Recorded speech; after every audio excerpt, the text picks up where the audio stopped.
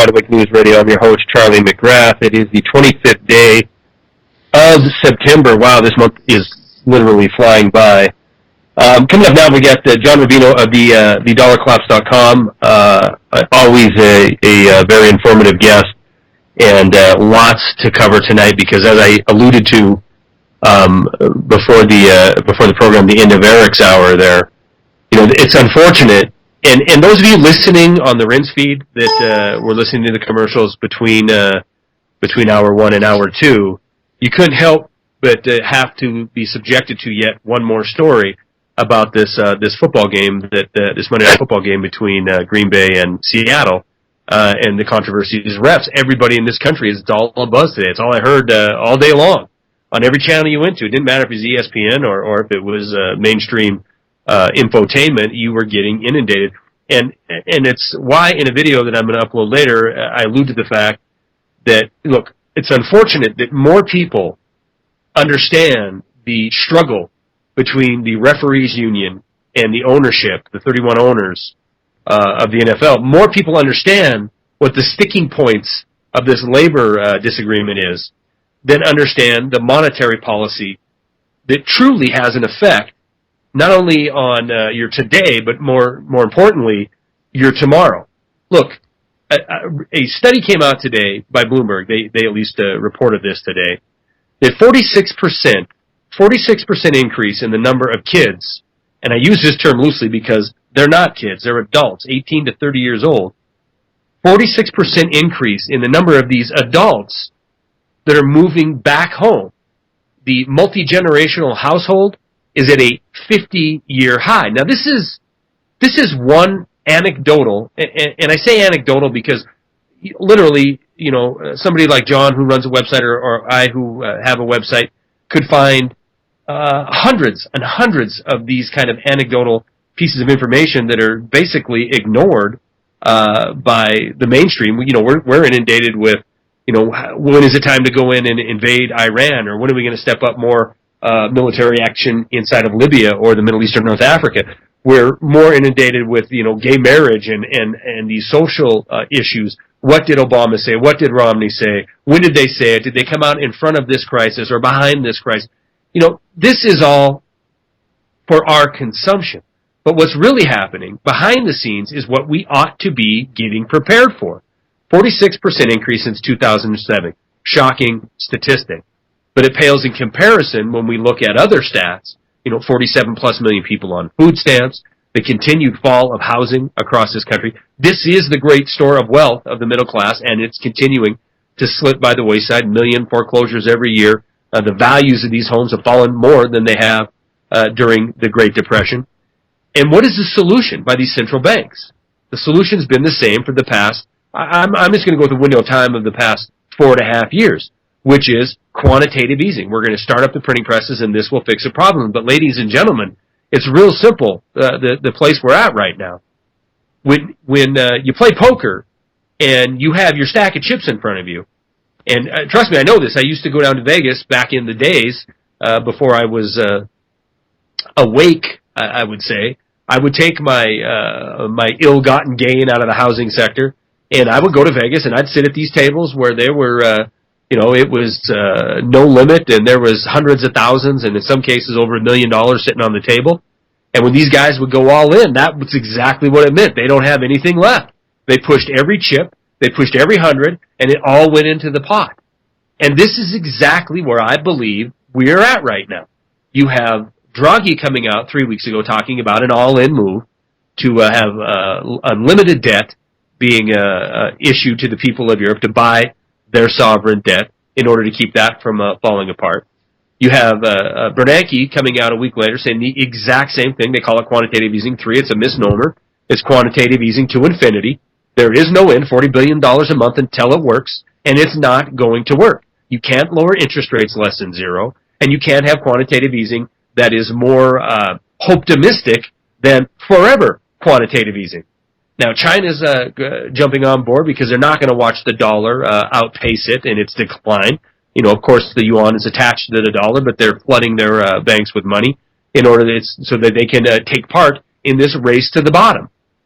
at the end of the day, we end up in a place, and this is where I'm going to bring John in because I believe he'll use his knowledge of history and central banks to show the path we run. I think at the end of the day, we end up with a situation where we have this 50-year high in intergenerational people living at home.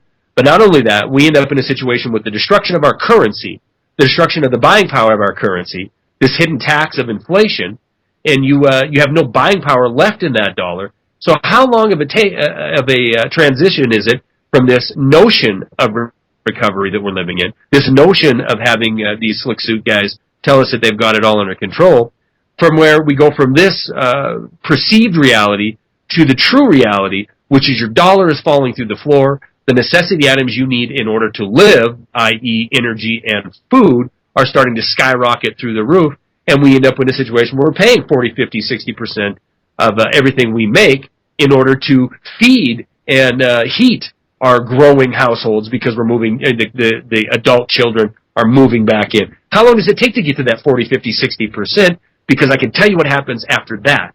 And after that, you end up with this crisis of reality, which is people in the streets demanding more from their government. Not this notion of we're going to be seeking freedom and we're going to be seeking, independence like we were told the people of Egypt were doing. That's a lie.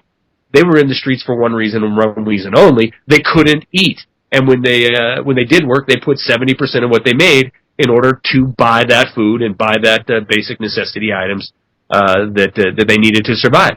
So let's bring on now John Rubino of the dollarcollapse.com, managing editor. Am I getting that right? Managing editor of the dollarcollapse.com. John Rubino, welcome to the program.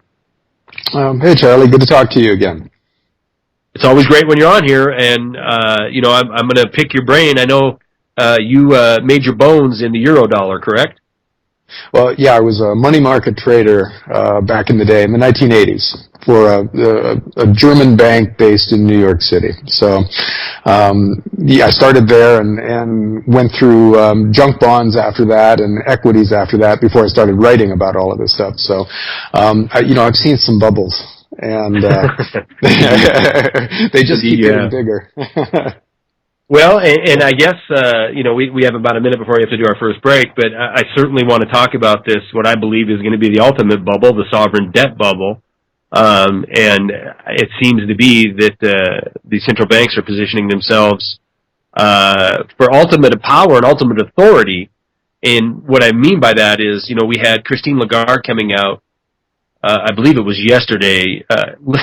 This kills me. She said in a statement, this is how, we use pop culture in order to influence opinion. She's going to issue a red card to Argentina, a la a soccer match, because of their reporting of economic data. Argentina is reporting 10% inflation, and the IMF, of course, wants them to report 24% inflation, and I believe it's all under the guise of having the IMF be granted the ability to come in and demand austerity.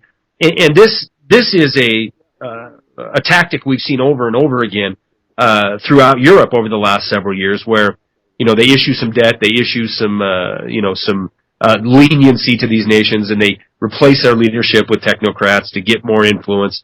And then when that situation doesn't work, it's even more drastic austerity measures that are being implemented. And I'm going to run through what I would like you to cover because we only have about 30 seconds for this commercial.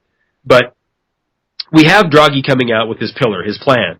And the number one pillar in this plan, as far as I'm concerned, is the IMF ends up with dictatorial power over sovereign government. Basically, if you take part in the never-ending bailout that Draghi's talking about, then you must have an outside party, most definitely, which will be the IMF, come in and dictate financial policy in that country. And is that not destroying sovereign government inside of these nations? I want you to touch on that question, plus a whole bunch more I've got written down here on the backside of this break. We're going to be back. I promise John's here and he's going to talk. I'll shut up on this next segment. John Rubino of the dollarcollapse.com. We're going to be back in 3 minutes. Hang tight. The dollarcollapse.com is the website that John manages. He's the manager of it. Absolutely outstanding resource. I'm going to put the link in the chat right now. But if you're listening on a rebroadcast or on YouTube, visit their site every single day. It's laid out very simply. You can look at the top headlines, and it's generally covering economic news. He also has a segment that's best from the web that when occasionally he even puts up one of my videos on there. But if you scroll down the page, you'll see what's happening, the top stories that are happening in real estate, the top stories that are happening in precious metals.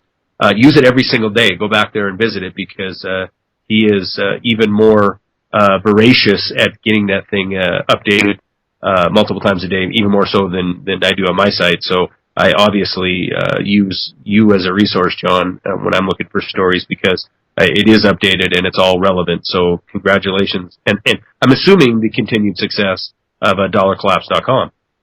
Wow, thanks, Charlie. Yeah, well, unfortunately, the concept probably has long legs since the world seems to be heading in that direction, huh?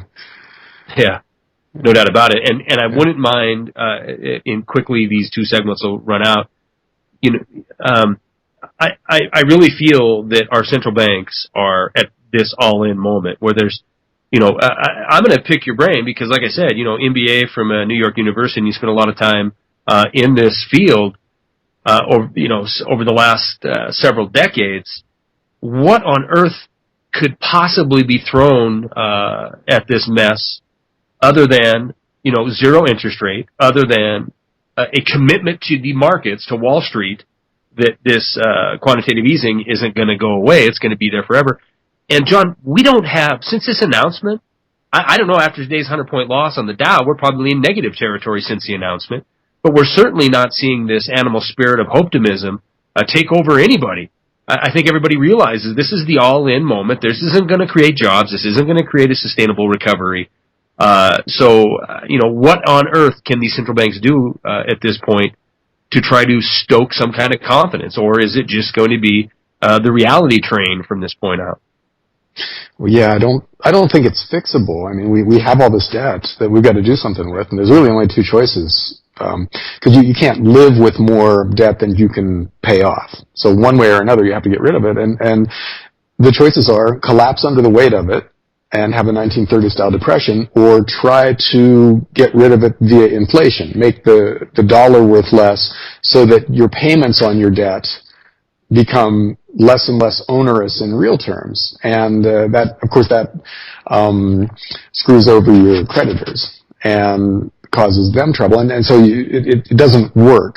Trying to inflate away your debt is a recipe for inflation in the short run and then a depression after that. So those are really our only two options, is depression now or inflation and then depression later.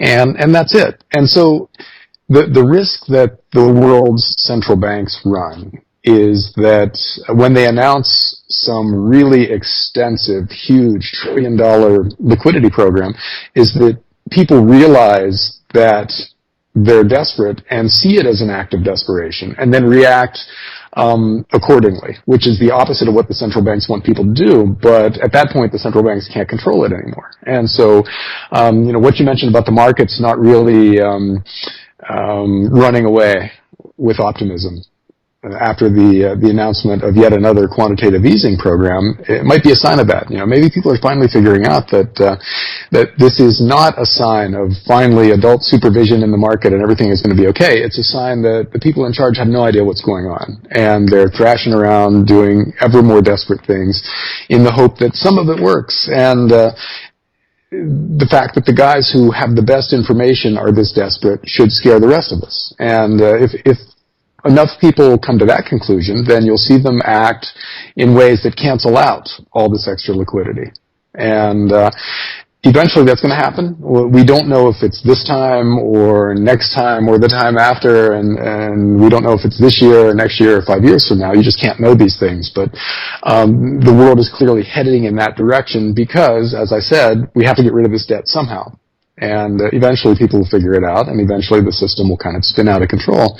But we don't know when that'll be, and we don't know what will precipitate it. We don't know what the catalyst will be, but we know something will happen to bring that about.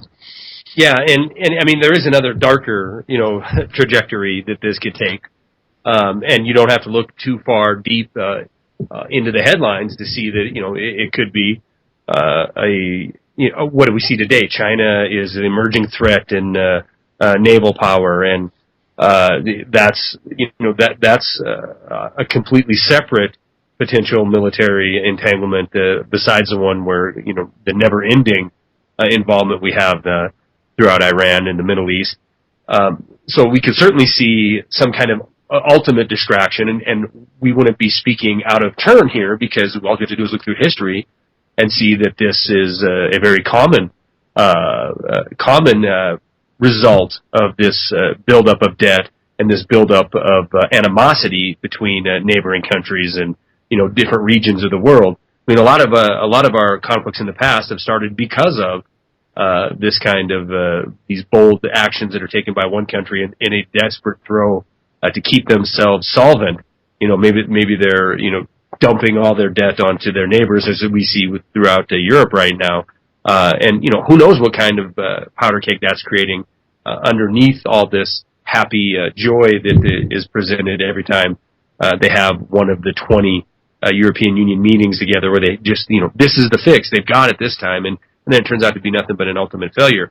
So when I look at Draghi's all-in plan and Bernanke's all-in plan, and I look at China reacting in the way that we expect them to react, which is to protect the value of their yuan, to keep it under the dollar and keep it under wraps and keep their currency a very lucrative exchange for their country and not necessarily for the world.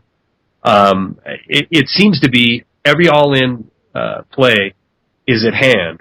So it begs the question of what's next, and I know that that's an impossible question to answer, because if you'd asked me 3 years ago if we'd be at this point and still holding on to some kind of hope that we're going to pull our way out of this, as we see, even running up in this election, we have Paul Ryan's plan, to get the government spending under control, and there's no such thing as a fiscal conservative on the blue team or the red team. They all have the same plan, which is to continue to expand government. They might disagree on how they want to implement austerity, but eventually, isn't that the only thing that is going to come of this? Is massive austerity.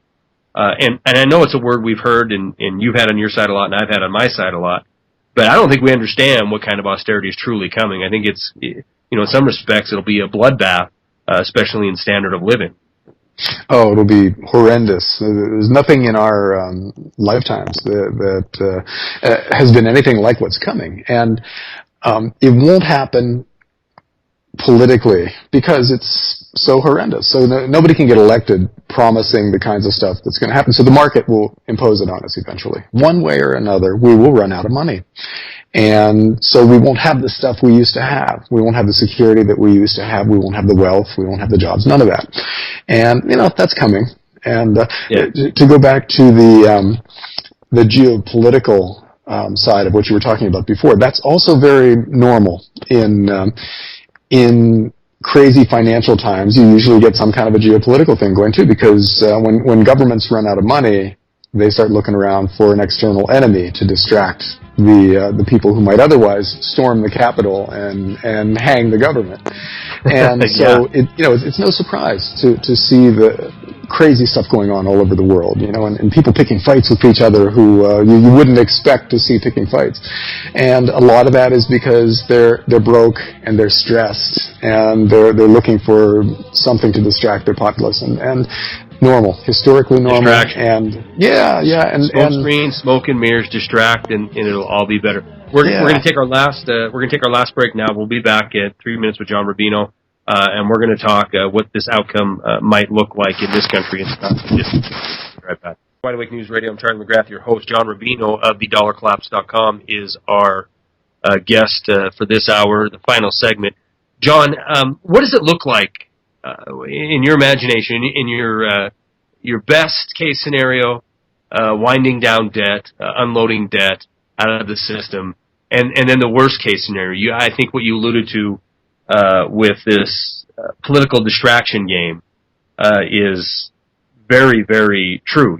We have this theater that is put before us, so we are paying attention to everything but the true direction of our economy, which, let's face it, there's really nothing more, again, from a secular point of view, there's nothing more important that we take part in every single day as the economy. And, in your worst case and best case scenario, what does it look like going forward?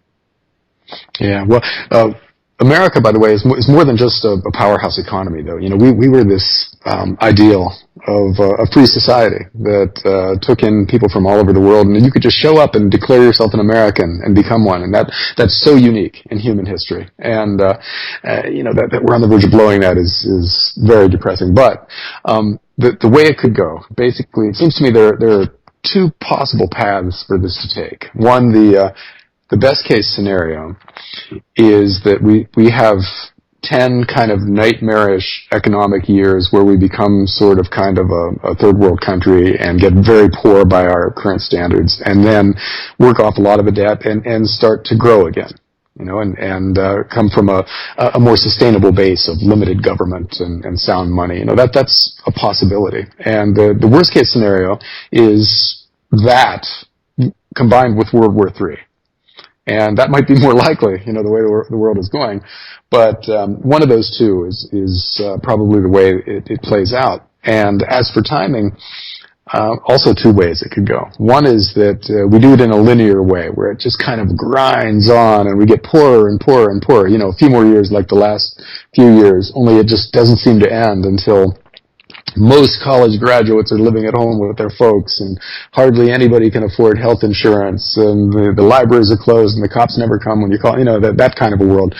And that's 10 or 15 years from now before we really start growing. And the other way is the nonlinear way. We've created an extremely complex system here, and without getting too deeply into the whole, science of complex systems, one of their characteristics is that the more complicated a complex system becomes, the more prone to catastrophic failure it becomes. So we've created a system our financial system, that is incredibly complex and therefore incredibly prone to just waking up one morning and being frozen, a catastrophic failure that kind of comes out of nowhere. And so that could happen too. It could be an external catalyst like Iran and Israel getting into it and oil prices spiking, or JP Morgan Chase's derivatives blowing up overnight and the markets just not being able to open the next day. There are lots of things like that could happen out there, and probably what would happen in that scenario is something we didn't even think of ahead of time. Some completely out of left field thing just blows up the financial system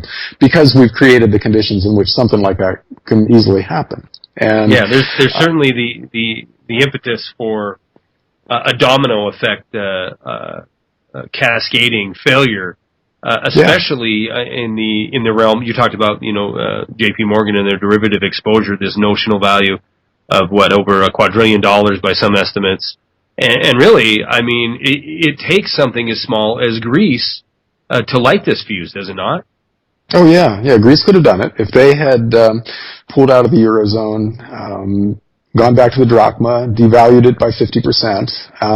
That would have caused a cascade failure of the European banking system, which probably would have pulled down the rest of the world, because Europe is the biggest single economy the Eurozone is in the world right now. And so that could have easily done it.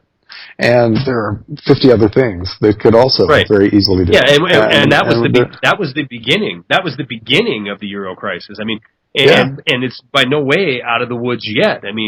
Greece is still in trouble. You look at the violence it's spewing in southern Europe right now. Any of these major economies, by global standards, even these major economies, Italian or French or whatever, decide that they're going to go a different way other than what the central bankers are telling them to do, then all of a sudden it is mass pandemonium and crisis. And that's truly a wake up in the morning and all hell is broken loose scenario.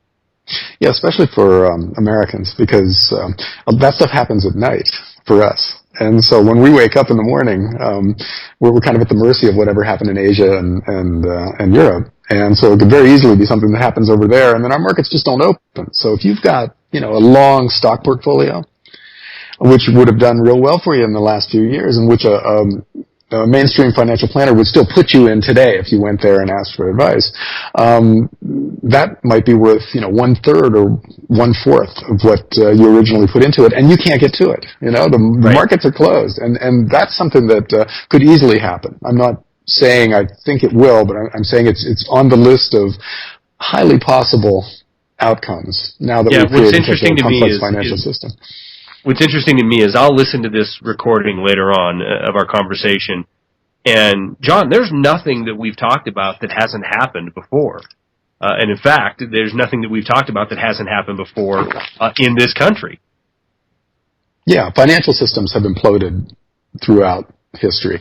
But this might be different in the sense that it's bigger. You know, we've never owed this kind of debt or this much money around the world. We've never had derivatives, $1 quadrillion worth of derivatives. Who knows what that means? Nobody knows what that means. Nobody can look at J.P. Morgan's or Citigroup's or Goldman Sachs 10K report or annual report and have any idea what they're worth as a going concern. You just can't know that because the derivatives don't show up there in any meaningful way. And those things are out there, and they might just crash the financial system at any given time, and you can't know that. And so we're more vulnerable than any indebted society in the past because we've got all this weird stuff out there moving around the world at the speed of light now. And it took the Roman Empire centuries to destroy their currency and collapse and be invaded by barbarians and taken over. And, for us it can happen in a weekend. And that's qualitatively different than anything that's come before. And so... and the blindsiding, I think the blindsiding of a society is, you talk about the Roman Empire, you have a buildup. You see the handwriting on the wall over decades, if not centuries, that they're a nation in decline. I think you could wake up one day in America and realize that we went to what you described as third world status, but literally overnight, and how many people are just going to be sitting there, trying to access their 401k fund or trying to, even access their funds that they think are separated in, like we saw with MF Global. Try to access some of your funds that are in this bank holding company. You think your money's safe there, but it's not. It's mixed in and it's, invested one way or another, and perhaps the banks even closed. I mean, we do live in a society. Unlike the Depression of the 30s, we live in a society where everybody is in debt. Regardless, I know we get people calling and say, I've been out of debt for all this time, and that's great. But every single person that you will ever run into, if they open their wallet or purse, they have a credit card in there. Most have a student loan. Most have a house payment. Most have a car payment. In the Depression, in the 30s, most people didn't own a home. They didn't have a mortgage. Nobody had a credit card. And nobody had student loan debt, and all these things are they're ballooning to the point where, you're right. You talk about $1 quadrillion in derivatives around the world. You talk about a world that only has, about a $60 trillion GDP, and you realize that any one thing pops, it is literally game over on a global scale, and not Germany's going to fall, and then 2 months, 3 months later, the U.S. will fall. It is, Slovakia falls, and then we wake up and can't figure out why ATMs aren't working. Yeah, and that's completely possible. And what will happen is your brokerage account is no longer accessible, and so you had a lot of money in your IRA, your 401k, or even a cash account that you could normally get to, and it's still there in theory, but you can't get the money out. And meanwhile, the Federal Reserve is here just printing money like crazy, in electronic terms, and trying really hard to devalue the dollar to keep us from falling apart. So your money is getting less and less valuable while it sits in that bank account, and you can't get to it. That's what a lot of people are looking at. And you're right. Even if you can, so what?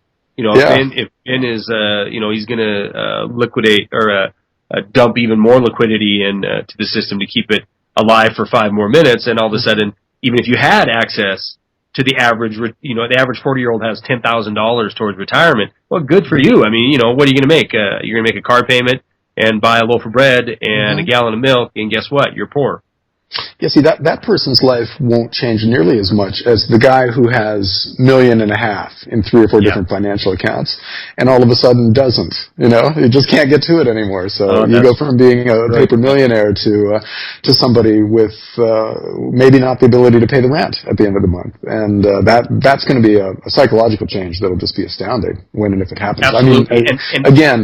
We need to stress that this is the worst case scenario when a complex system just catastrophically fails, and that it's not guaranteed that that's how it works out, but it is it's a possibility we've created, so we should be aware of it and be planning accordingly. No doubt about it. And I've often referred to the set that you're talking about, and these are people I know, right? These are people that are sitting there with $500,000 in the 401k, thinking their future set. So they don't, they want this normalcy bias. They don't want to look at what could happen. They don't want to prepare for that. They don't want to look at gold or silver or land or something that's tangible. They want to pretend it's all going to go on. So these people who think they have a finger in the pie, they think they're part of the system. These are the guys that are going to be lambasted, the guys and gals who are just going to be completely and totally waylaid when this occurs. And in one form or another, it's going to occur. One way or another, whether it's a slow motion kind of grinding thing that goes on for a decade or whether it happens over the weekend, the debt has to be wiped out. And that's what we've got to live with. We borrowed it, now we have to pay it off somehow. No doubt about it. John Rubino, dollarcollapse.com is his website that he manages. I jumped into the chat room just a second ago. I was going to talk about this, but we're out of time, obviously. A bankrupt world is an unstable world. I want everybody to read that. If you get the time, read that article. It's absolutely spot on. And John, I thank you very much for the work you do over at dollarcollapse.com. I wish you continued success, and we'll get you back on next month. Great, Charlie. I look forward to it.